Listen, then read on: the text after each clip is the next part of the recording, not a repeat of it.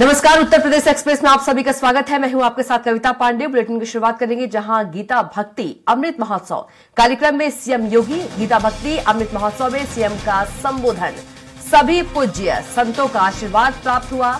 गीता भक्ति अमृत महोत्सव का भव्य आयोजन, महोत्सव गोविंद देवगिरी महाराज जी का आशीर्वाद दिया। यहां आना मेरा सौभाग्य है, सीएम योगी आदित्यनाथ ने कहा। गीता भक्ति अमृत महोत्सव में सीएम का संबोधन, सभी को संतों का आशीर्वाद प्राप्त हुआ, सीएम योगी ने कहा। वहीं मुगलों से हमारी पहचान नहीं, सीएम योगी ने कहा। शिवाजी महाराज ने औरंगजेब को चुनौती दी, शिवाजी महाराज से हमारी पहचान।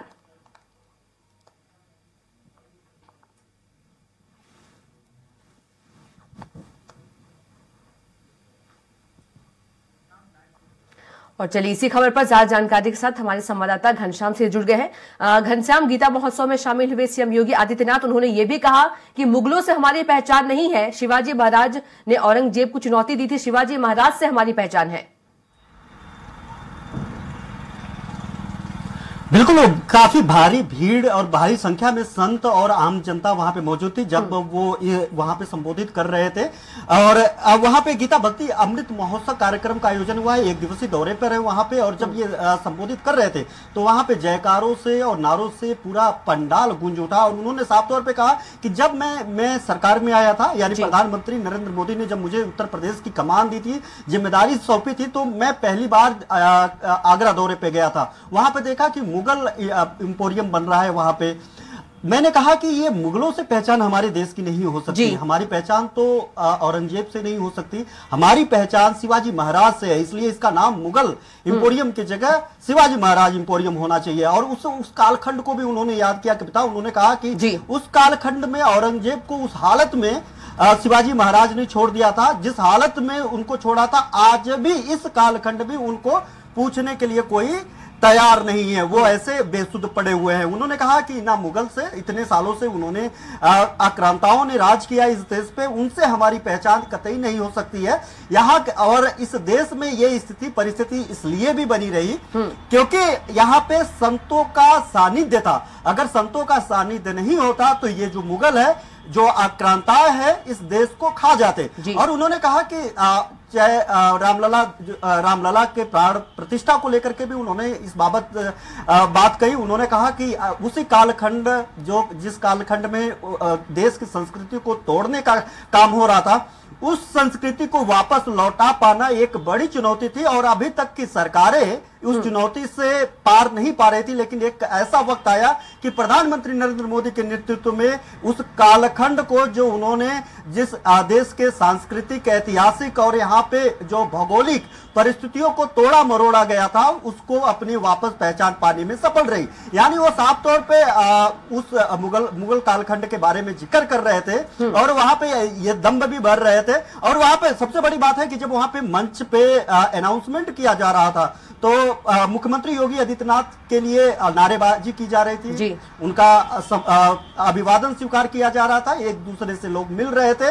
वहां पे जितने भी संत थे एक दूसरे को सम्मानित कर रहे थे, सम्मान दे रहे थे। उसी वक्त वहां से अनाउंसमेंट हो रहा था कि जिस तरीके से इस कालखंड में रामलला का भव्य मंदिर बना है, वो दिन दूर नहीं है जब काशी और मथुरा में भी उनका जन्म स्थान उनको मिलेगा। तो जाहिर बात है कि वो एक ऐसी कार्यक्रम वहां पे था, जो भक्ति अमृत महोत्सव जो वहां पे हो रहा है, उसमें साफ तौर पे उस कालखंड को याद किया गया जब इस देश पे प्रहार किया गया आक्रांताओं के द्वारा। और आज के परिस्थिति में जब सीएम योगी आदित्यनाथ की सरकार है उत्तर प्रदेश में, वो किस तरीके से उत्तर प्रदेश में काम कर रही है, कैसे वो सांस्कृतिक विरासत को वापस लाने के लिए काम कर रही है, उस सांस्कृतिक विरासत को कैसे सजोने के लिए काम कर रही है, ये सब सारी बातें पुणे में मुख्यमंत्री योगी आदित्यनाथ बोल रहे थे। ये कार्यक्रम पुणे में आयोजित हुआ था और वहां पे उस कार्यक्रम की अगर हम लोग बात करें तो वहां पे हजारों की संख्या में वहां पे संत मौजूद थे, जिसमें बाबा रामदेव भी मौजूद थे। और इसके अलावा जो गोविंद देवगिरी जी महाराज, जो राम मंदिर न्यास के कोषाध्यक्ष भी हैं, उनका जन्म महोत्सव मनाया जा रहा है और उसी जन्म महोत्सव के उपलक्ष्य में गीता भक्ति अमृत महोत्सव का आयोजन किया गया है। उसमें मुख्यमंत्री योगी आदित्यनाथ उत्तर प्रदेश से चल करके पुणे पहुंचे थे और वहां पे संतों के इस समागम में वहां पे संबोधित कर रहे थे। उन्होंने कहा कि जब मुगल थे, मुगलों ने जिस तरीके से और मुगलों के आक्रांताओं ने जिस तरीके से भारत पे आक्रमण किया, जिस तरीके से इसकी संस्कृति को छिन्न भिन्न करने की कोशिश की, वो एक संत ही थे। संतों का सानिध्य था कि आज तक भारत बना हुआ है और जो खोई हुई विरासत है संतों के द्वारा उसे संतों के सानिध्य से और शक्ति से, यानी जो सरकार की बात थी शक्ति और संतों के सानिध्य भक्ति, शक्ति और भक्ति का जिक्र उन्होंने किया कि और शक्ति और भक्ति से इस देश का फिर जीर्णोद्वार हो रहा है। जीर्णोद्वार का मतलब जो चीजें छिन्न भिन्न हो गई थी, जो जिसको नष्ट कर दिया गया था, जिस संस्कृति विरासत को खत्म करने की कोशिश की जा रही थी, उस सांस्कृतिक विरासत को फिर से वापस लौटाने की बात की जा रही है। यहाँ पे उत्तर प्रदेश में प्रधानमंत्री के द्वारा कई कॉरिडोर का उद्घाटन हुआ। इसमें सबसे बड़ी कॉरिडोर था डिफेंस कॉरिडोर। उस वक्त में उसका भी मुख्यमंत्री योगी आदित्यनाथ ने जिक्र किया कि जो डिफेंस कॉरिडोर था, मुख्यमंत्री योगी आदित्यनाथ ने प्रधानमंत्री नरेंद्र मोदी से उस समय आग्रह किया था कि इसकी पहचान, चूंकि सबसे ज्यादा अगर किसी ने उस कालखंड में लड़ाई लड़ा औरंगजेब से, औरंगजेब के जो आक्रांता बन चुका था, वो लोगों को मार दे रहा था, छिन्न भिन्न कर दे रहा था, जो गुंबद थे, मंदिर थे, उसे तोड़ रहा था, एक अलग पहचान स्थापित करने की कोशिश कर रहा था। उसके बावजूद उस सत्ता के विपरीत, सत्ता के विपक्ष में शिवाजी महाराज ने हुंकार भरी थी और शिवाजी महाराज तब तो कहीं के भी मतलब उसके सामने तो शून्य थे। तो ऐसे में जो डिफेंस यानी जो लड़ाई की बात है, जो डिफेंस करने की बात है, वो शिवाजी महाराज के नाम पे होना चाहिए। और प्रधानमंत्री नरेंद्र मोदी जी ने इस बात को माना, मुख्यमंत्री योगी आदित्यनाथ जी के आग्रह को,